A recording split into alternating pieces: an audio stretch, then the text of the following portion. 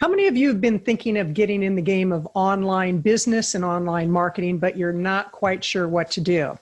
Maybe you're thinking there's got to be an easier way to run my business and I just haven't figured it out. Hi, this is Kathleen Gage with Power Up for Profits, and today I'm really excited to be talking with Melissa Gamarra. And, you know, that's a tongue twister, and sometimes online marketing is a tongue twister. I've actually been in the game of online marketing for about 20 years now. I actually wrote the book Power Up for Profits, The Smart Woman's Guide to Online Marketing. And it's interesting because with technology, things change very rapidly, and yet there are some things that remain the same. And that's what Melissa and I are going to talk about today. And first of all, Melissa, great to have you here, and congratulations on your book. Yeah, thank you so much for having me. It's been a crazy day and a really long journey to get here. So, well, let's start with the journey to get there. When did you first decide to write your book? Yeah, so funny enough, I did not think about this as like a little child. This wasn't something that I dreamt up of like, oh, this would be a great thing for me to do, pie in the sky type goal for me. It was kind of a bee in the bonnet type of situation where I just got a wild hair one day and said, okay, based on what I want to accomplish in my career and where I'm at now, writing a book is the next logical step. I'm a big believer in education in what I do, because when I first started my online business, I did not know how to do it.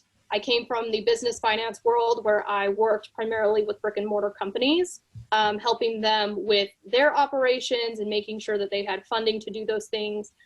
So I came from that world, and moving into the online space seemed like it would be a really easy thing for me to do. It was not.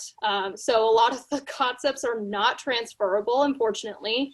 And I spent a significant amount of my time looking for information, piecemealing things together, taking courses, getting freebies, and wading through a lot of fluff. So for me as a person, I really wanted to make sure that I was able to pass along that information onto people that maybe were like me, who are mothers or people building an online business. And so I decided, well, the best way to do that, the best way to establish myself as an expert and transfer my knowledge to people is through a book.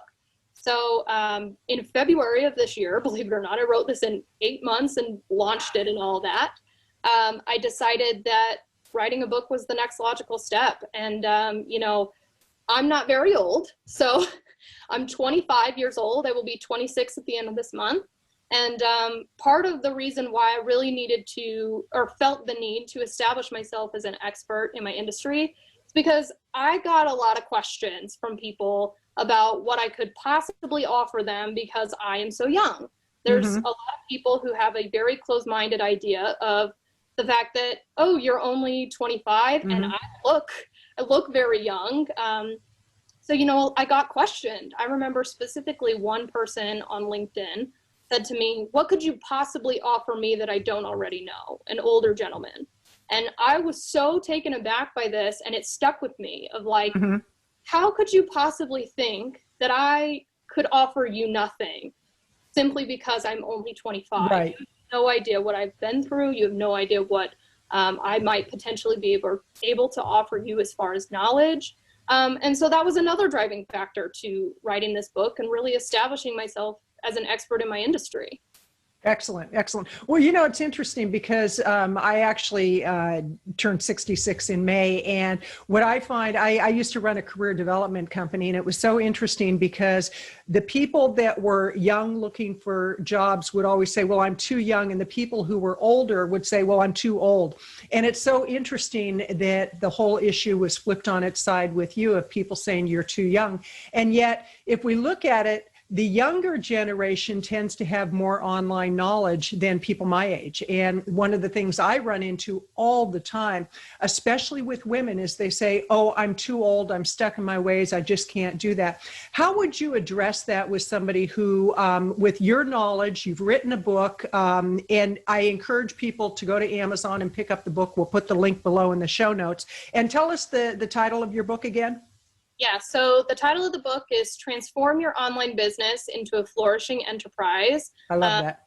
Yeah, it's, very on the nose. I really wanted something that could tell people from the jump, like, this is what you're getting. It's no Right. nonsense. Very much like myself.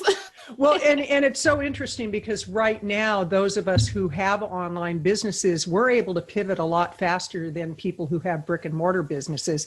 I know that when COVID hit, I literally had to reinvent myself on many levels because I'm a keynote speaker, I'm a corporate trainer, I'm a conference trainer, and I also run a thriving online business.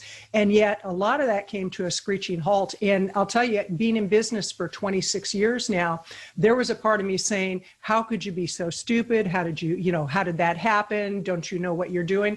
And then I realized it wasn't just me that was going through it. And I could take all the experience and apply it to reinventing myself, which is what you really teach people to do. Your book is a great example. I was going through the book earlier, and I love the fact that you're giving away, it's the Business Foundation Toolkit. When people buy your book, they go in there and they can opt in. Those are strategies that you can actually show through example. And I really love the fact that you're not just writing the book, you're living the example of what to do to have a thriving business.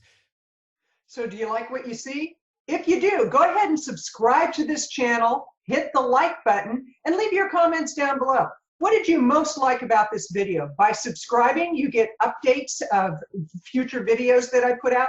And by liking, what happens is it helps for this video and all other videos to go out over YouTube land. And so I really need you to subscribe to this channel, like the video, and leave your comments below. Now, back to the video. So what would you say from your experience in writing the book and what you've experienced in business and having a thriving business, what would you say is the number one challenge people have during this period of COVID and pivoting and reinventing themselves to get back on track so that they can have a thriving business? Yeah, so I think one of the biggest things with COVID is I've noticed that people fall in either one of two camps, right? Mm-hmm.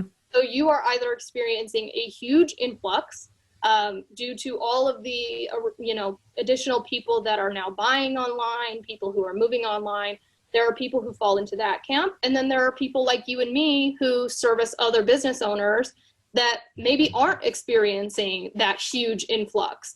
For both of these situations, I'm a big believer in having things like SOPs or standard operating procedures in place, having a really solid team that knows what they're doing and can help you, and also being willing to just take advice and say, you know what, this isn't working right now, this isn't working anymore, I need to change what I'm doing, I need to come up with a new strategy, and I need to maybe shift some of the ways that I'm doing current things. For example, marketing. Marketing is a huge driver of online business. And for a lot of people, especially during COVID, you really had to shift some of your business messaging to align with what's going on and be sensitive to what other people are dealing with.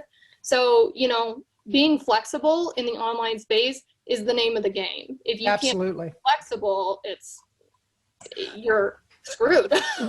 Yeah, and a lot of people are screwed right now, and it's interesting because they'll blame everything outside of themselves. And I really want to step back and unwrap the whole issue of SOPs, because I know that a lot of entrepreneurs, one, they've never even heard of what a standard operating procedure is. They don't have any in place, and if something should happen to them, or they want to take time off, or they want to build their team, they have nothing in place so that they can just hand things off. So let's talk about what those are, why they're important, and how can we simplify it so that people don't have to start with a 3-inch thick manual, but they can actually come up with something. Sometimes it's as simple as a checklist, so let's address that. Yeah, so for starters, SOPs are, it's an acronym for Standard Operating Procedures. And basically what that means is it is your instruction manual for how you are running your business. So I like to explain it in an analogy that we probably are all familiar with.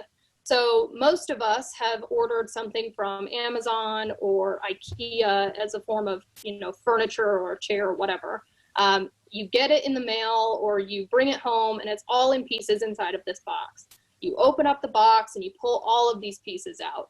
And then you look inside the box for the instructions and you realize there aren't any. So all you have to go from is the picture that's on the box, and we'll just say for the sake of argument that you can't look it up online, right? Because that's what we would do now. So you have all these pieces out in front of you. You didn't design this piece of furniture, so you don't really know how to put it together, but you have an image, an understanding of what it should look like.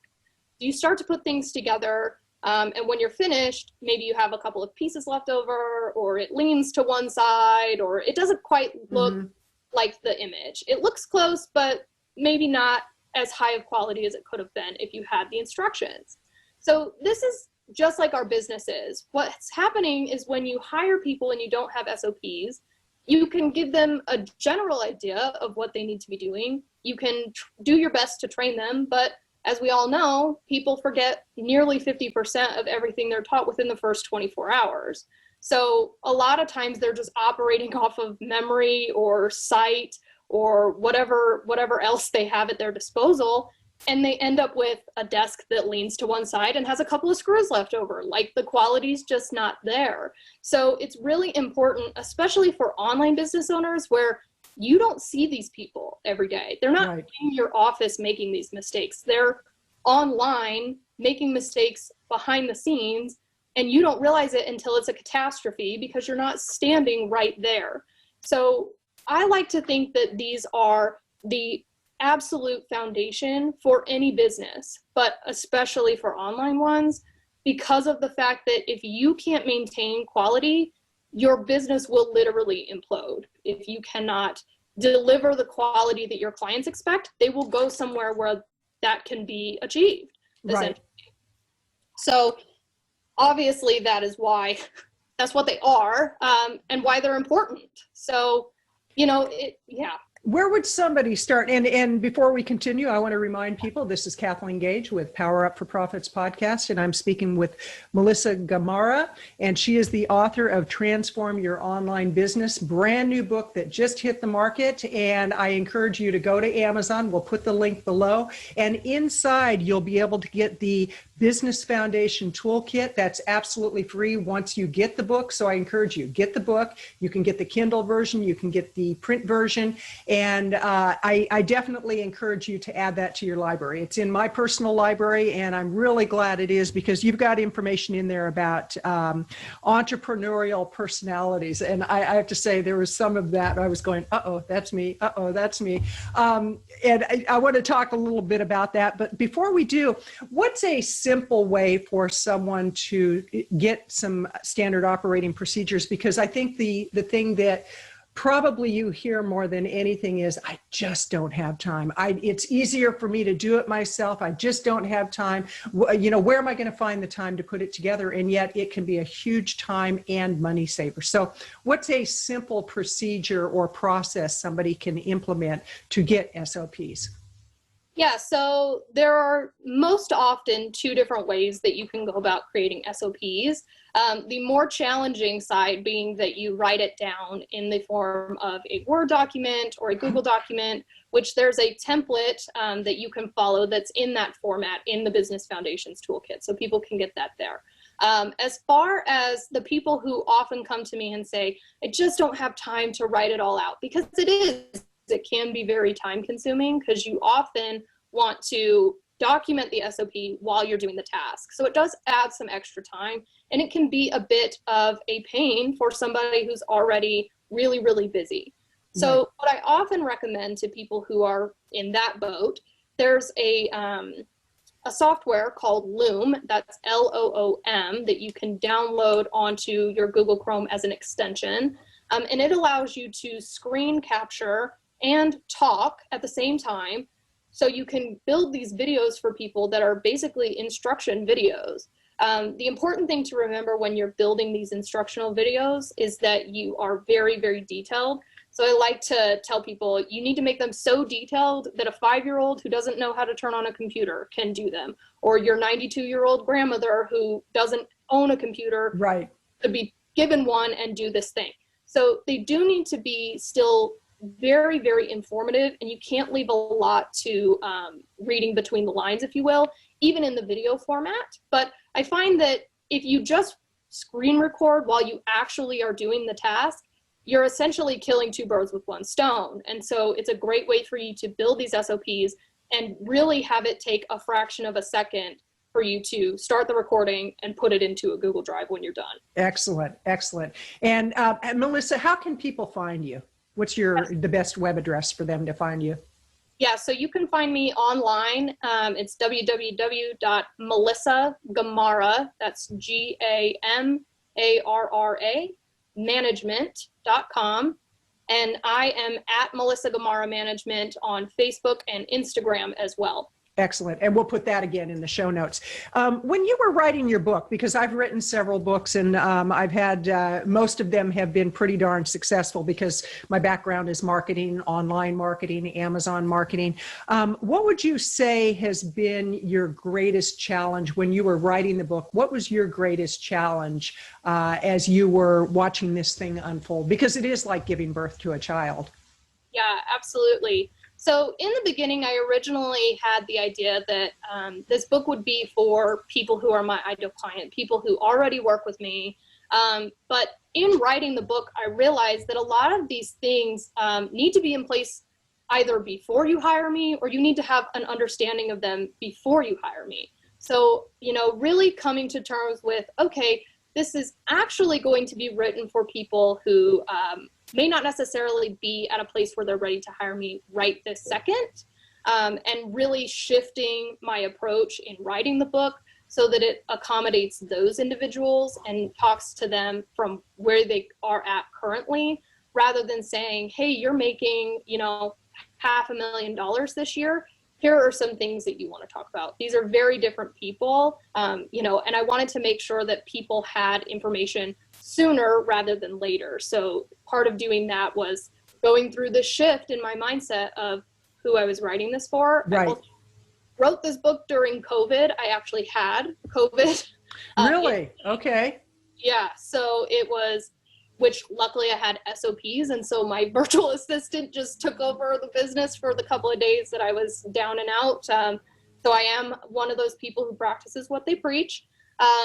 But writing during COVID and having a significant shift in the way that my business runs and the amount of clients that I had at any given time, when COVID first hit, I experienced a huge shift in my business like most people. And that wasn't easy, to say the least, honestly. Well, let me ask you this.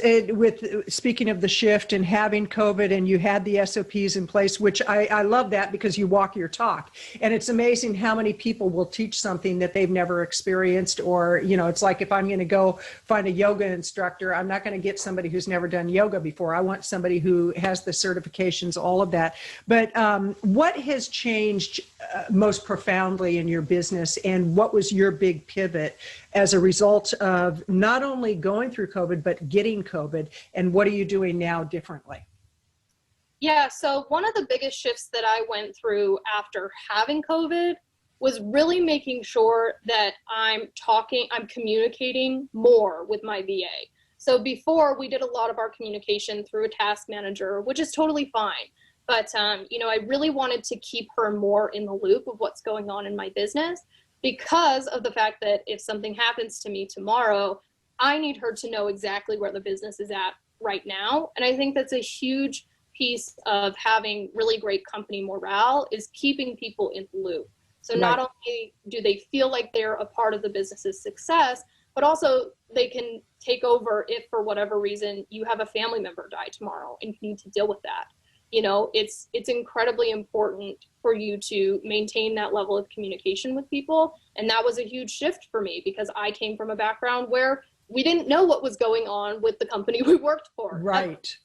So, that was a big shift. That was a big shift in my mindset, particularly.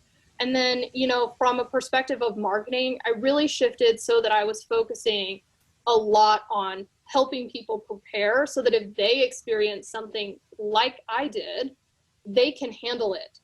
Because it was hard. Going through COVID was really, really hard. I bet. Yeah.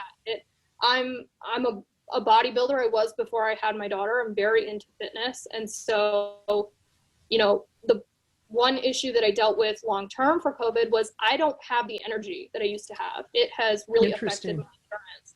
And I still don't have all my taste or my smell even at this point. So there have been some things that I've had to shift more off to my VA so that I can, listen to my body, things like that. Absolutely.